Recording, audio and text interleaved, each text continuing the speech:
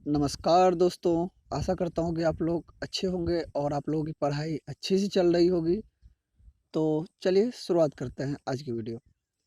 दोस्तों, आज इस वीडियो में हम लोग देखने वाले हैं बीपीएससी की तरफ से एक नोटिफिकेशन रिलीज़ किया गया है, जो कि रिलेटेड है जॉब के रिगार्डिंग। और ये जॉब आपको जो मिलने वाली है, तो चलिए नोटिफिकेशन को ही पढ़ के देख लेते हैं। बिहार लोक सेवा आयोग आप लोग ऊपर में देख सकते हैं। 15 जवाहरलाल नेहरू मार्ग, पटना। तो ये विज्ञापन संख्या भी आप लोग देख सकते हैं 05/2020। और खान एवं भूतत्व विभाग बिहार के अंतर्गत बिहार खान एवं भूतत्व सेवा के मूल कोटि खनिज विकास पदाधिकारी रिक्त 20 पदों में नियुक्ति सुयोग हेतु भारतीय उम्मीदवार से विहित प्रपत्र में ऑनलाइन आवेदन आमंत्रित किए जाते हैं। आवेदन के भरने के लिए वेबसाइट जो हम लोग के पास रहेगा ये रहेगा www.bpsc.bih.nsc.in। तो दोस्तों चलिए अब हम लोग डिटेल में थोड़ा बात करते हैं। थोड़ा आप लोगों को पढ़ के सुना दिया कि ये क्या है। आप लोग दोस्तों देख भी सकते हैं, ये मैंने बीपीएससी के ऑफिशियल साइट से ये डाउनलोड किया है। तो यही से आप लोगों को ये भी मिल जाएगा। तो दोस्तों चलो आप देखते हैं क्या होने वाला है इसमें कुछ। तो दोस्तों ये जो वैकेंसी आई है ये माइनिंग डिपार्टमेंट में है और जिसके तहत कुल 20 पद है। इसमें रिजर्वेशन के आधार पर भी बाँटा गया है। आप देख सकते हैं कि अनारक्षित वर्ग के लिए 8 है, आर्थिक रूप से कमज़ोर के लिए 2 है, अनुसूचित जाति के लिए 3 है, अनुसूचित जनजाति के लिए 1 है, अत्यंत पिछड़ा वर्ग के लिए भी 4 है, पिछड़ा वर्ग के लिए भी 2 है, पिछड़े वर्ग की महिलाएँ एक इसका शून्य दिया हुआ है और कुल 20 हो जाता है हम लोगों का।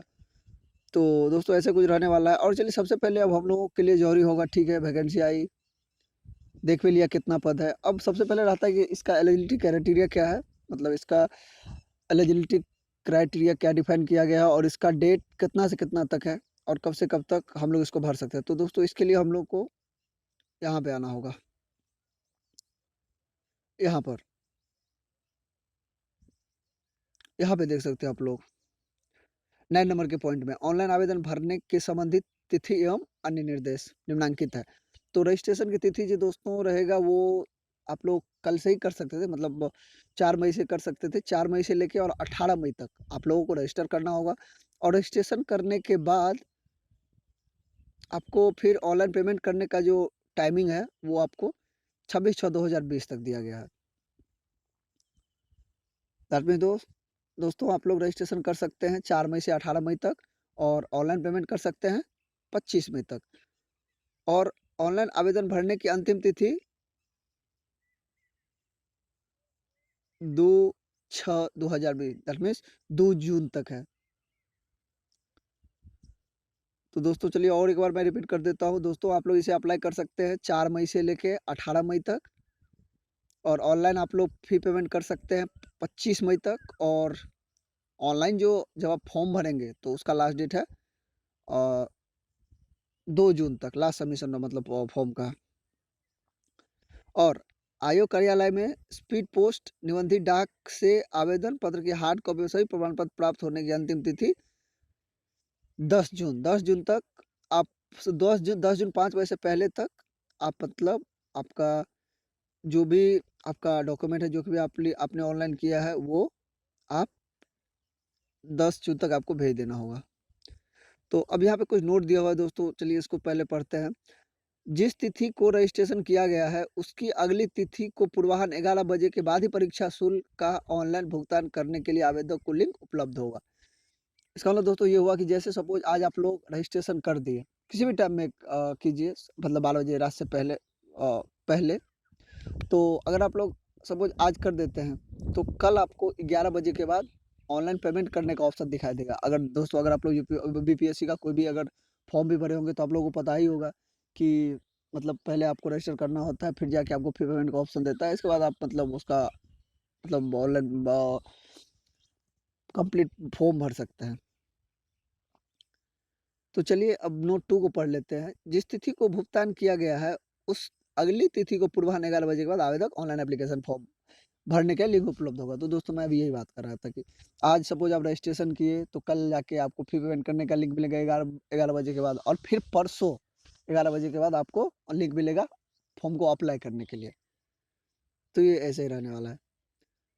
अब यहाँ पे कुछ बोल्ड अक्षर में लिखा हुआ है दोस्तों, इसको एक बार देख लेते हैं। आवेदन भरने हेतु आवश्यक निर्देश का आरक आरक्षस अनुपालन नहीं करने पर ऑनलाइन आवेदन पत्र भरने की क्रम में अभ्यर्थी द्वारा की गई प्रविष्टि किसी प्रकार की त्रुटि के लिए आयोग जिम्मेदार नहीं होगा। समझो दोस्तों, यही इसका मतलब दोस्तों ये हुआ कि अगर आप फॉर्म भर रहे हैं और अगर आपसे कुछ गलती हो जाती है तो उसके लिए आयोग जिम्मेदार नहीं होगा, इसलिए आप लोग अपना फॉर्म सोच संभल के भरें। तीसरा पॉइंट में क्या बोलना है दोस्तों, इसको भी देख लेते हैं। उम्मीदवार डैशबोर्ड पर नाम, अंकित जन्मतिथि, कोटि परीक्षा व स्नातक संतुष्ट होने के उपरांत ही बैंक की परीक्षा शुल्क जमा कराएँ। दोस्तों ये सब अब बोल वचन आने लगा है कि बोल रहा है कि अपना नाम सब याद रखना, कोटि-वोटि। तो जो जो दोस्तों एप्लीकेशन अप्लाई करेगा तो ये तो डेफ़िनेटली इतना तो ध्यान रखेगा ही ना। अगर हाँ ठीक है, मिस्टेक हो जाता है तो ठीक है। तो दोस्तों तो इसीलिए मैं भी इसमें आप लोगों को बोलना चाहूँगा कि थोड़ा एक बार रीचेक ज़रूर चेक कीजिएगा। रीचेक करने के बाद ही अपना ये पेमेंट कीजिएगा। तो चलिए देखते हैं। अब देखिए इंटरनेट या पोस्टल बैंकिंग व्यवधान ठीक है, इसको छोड़िए, इतना ज़रूरी नहीं है देखना। थोड़ा ऊपर देख लेते हैं हम लोग क्या होने वाला है, कुछ है इतना ज़रूरी। आवश्यकता पड़ने पर या आयोग द्वारा माँगे जाने पर उसके द्वारा जमा किया जा सके, ठीक है। ऑनलाइन भुगतान में किसी प्रकार का इंटरनेट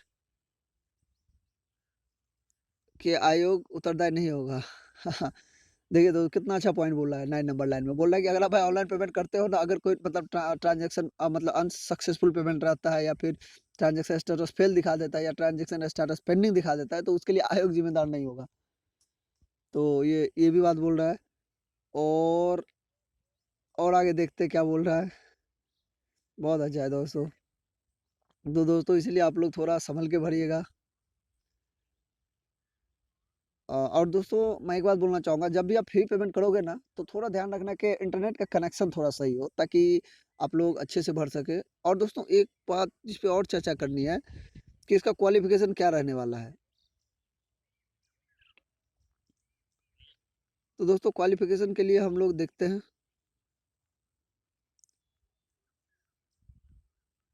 क्वालिफ़िकेशन और एग्ज़ाम का पैटर्न हम लोगों के लिए अब शायद ज़्यादा ज़रूरी होगा, तो ये 2 भी हम लोग देख ही लेते हैं क्वालिफ़िकेशन क्या रहने वाला है। तो दोस्तों यहाँ पे आप लोग देख सकते हैं लाइन नंबर 3 में पॉइंट नंबर 3 में लिखा है कि शैक्षिक योग्यता। शैक्षिक योग्यता क्या है? किसी मान्य प्राप्त विश्वविद्यालय, शैक्षणिक संस्थान से टू श्रेणी में एमएससी या भूगर्भ विज्ञान में उपाधि रहना चाहिए, या समृद्ध भूगर्भ विज्ञान में एमटेक और खनन अभियंत्री। अगर दोस्तों मतलब इंग्लिश मीडियम वालों के लिए बात करूँ तो second class MSc in geology, applied geology, MTech in geology और डिग्री इन माइनिंग इंजीनियरिंग, तो ही आप लोग इसके लिए अप्लाई कर सकते हैं। और दोस्तों अगर डिटेल में आप लोग देखना चाहते हैं तो मैं दिखाना चाहूँगा आप लोगों को। ये तो चलिए पोस्ट वाइज़ दिया हुआ है। और दोस्तों पे स्केल का ही बात कर लेते हैं। पे स्केल 9th रहने वाला है दोस्तों, मतलब 9th पे स्केल के हिसाब से आप लोगों को सैलरी दी जाएगी।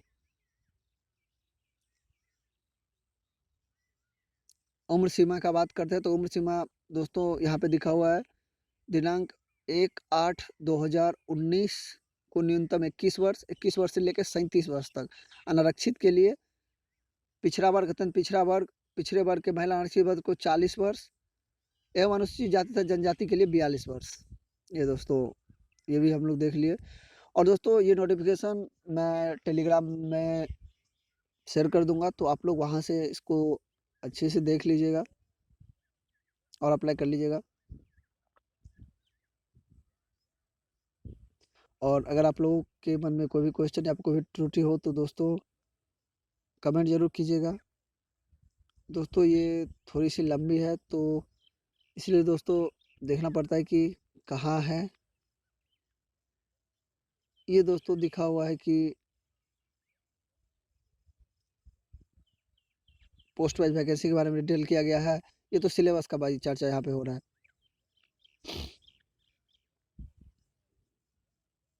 हाँ दोस्तों, अब ये एग्जाम का पैटर्न क्या रहने वाला है, हम लोग इसके बारे में थोड़ा चर्चा कर लेते हैं। यहाँ पे 5 फिफ्थ नंबर के पॉइंट पे आप लोग देखिएगा कि लिखित परीक्षा एवं साक्षात के आधार पर साक्षात्कार के लिए वैसे उम्मीदवार को बुलाए जाएंगे जिन्होंने लिखित परीक्षा में कम से कम निम्न रूप में अंक प्राप्त किए हों, जैसा कि कर्मियों और प्रशासनिक सुधार विभाग संकल्प संख्या 2374 दिनांक 16/7/2007 में प्रावधानित है।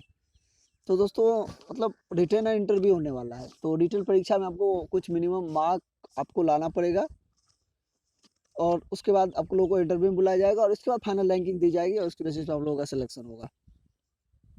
तो ये दोस्तों ऐसा ही कुछ ऐसा ही रहने वाला है। और जैसे यहाँ पे देख सकते हैं इसके हिसाब से क्या है, आरक्षित वर्ग के लिए 40% मार्क चाहिए, सॉरी दोस्तों, और अत्यंत पिछड़ा वर्ग के लिए 36.5% चाहिए। अत्यंत सॉरी दोस्तों, ये पिछड़ा वर्ग के लिए था 36.5 और अत्यंत पिछड़ा वर्ग के लिए है 34% एवं अनुसूचित जाति, अनुसूचित जनजाति और महिला विकलांग के लिए 32 चाहिए। और ये आपका कुछ क्वेश्चन के बारे में दिया गया है कि सामान्य ज्ञान 100 नंबर का रहेगा, 1.5 घंटा का टाइम मिलेगा और सब वस्तुनिष्ठ मतलब 4 ऑप्शन का एक रहेगा। वस्तुनिष्ठ मतलब ऑब्जेक्टिव टाइप क्वेश्चन रहेगा सामान्य ज्ञान का। फिर खनन के बारे में है, इसमें भी 1.5 घंटा टाइम दिया जाएगा, 100 क्वेश्चन रहेगा और ये आपको ये विषय निष्ठ है दोस्तों, याद रखिएगा। इसके बाद फिर आपका भूतत्व रहेगा जो भी 100 मार्क का रहेगा, 1.5 घंटा टाइम दिया जाएगा, ये भी आपका विषय निष्ठ है, ये जियोलॉजी है। तो ये दोस्तों आप लोगों को ध्यान रखनी है कि एग्जाम का क्या ये होगा, ये भी हम लोग चर्चा कर लिए। अभी हम लोग फी पेमेंट कितना करना पड़ेगा ये देख लेते हैं। तो दोस्तों कि 8 नंबर पॉइंट में देखिए हम लोग को पेमेंट कितना करना पड़ेगा उसके बारे में बता रहा है। तो समान अभ्यर्थियों के लिए 750 रुपये, दैट मीन्स दोस्तों इसमें ओबीसी भी शामिल हो जाते हैं और बीसी भी शामिल हो जाते हैं और जनरल तो है ही। 750 रुपये आप लोगों को देना होगा और केवल बिहार राज्य के अनुसूचित जाति, अनुसूचित जनजाति को 200 रुपये। बिहार राज्य के किसी भी अस्थायी निवासी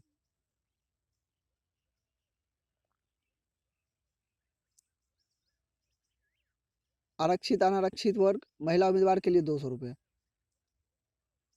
दिव्यांग अभ्यर्थियों के लिए 200 रुपये, अन्य उम्मीदवार के लिए 750 रुपये। यहाँ पे देख सकते हैं जनरल के लिए 750 लिखा ही हुआ है और यहाँ पे अनुसूचित जनजाति के लिए और अनुसूचित जाति के लिए 200 रुपये और वुमेन के लिए भी 200 रुपये है और दिव्यांग के लिए भी 200 है और इसके बाद जो भी है सबको 750 रुपये फी पेमेंट करने होंगे। तो दोस्तों हम लोगों ने देख लिया है इंपॉर्टेंट इन्फॉर्मेशन और आशा करता हूँ कि आप लोगों को वीडियो पसंद आया होगा। अगर कोई भी आप लोगों का सलाह सुझाव हो तो प्लीज़ कमेंट में ज़रूर लिखिएगा। तब तक के लिए चलते चलते हैं, चलिए दोस्तों मिलेंगे नेक्स्ट वीडियो में। Thank you.